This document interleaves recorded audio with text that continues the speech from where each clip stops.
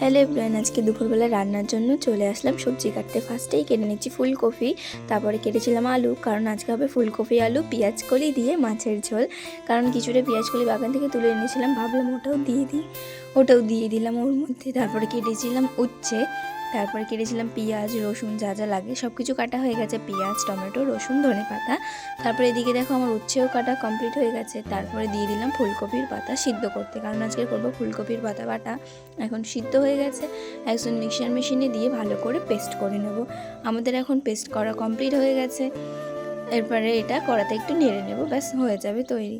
তারপরে চলে আসলাম ফুলকপি আলু ভাজতে, ততক্ষণে মাছটা ভেজে নিয়েছি আগে। দেখো আমাদের ঝোল রেডি হয়ে গেছে। তারপরে উচ্ছে আলু ভাজতে দিয়ে দিলাম। কিছুক্ষণ পর অপেক্ষা করার পর উচ্ছে আলুটাও ভাজা হয়ে গেছে।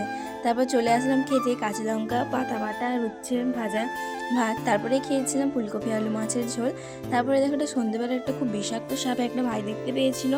তারপরে ওটা দেখতে পেয়ে আমি ওদের পোড়াতে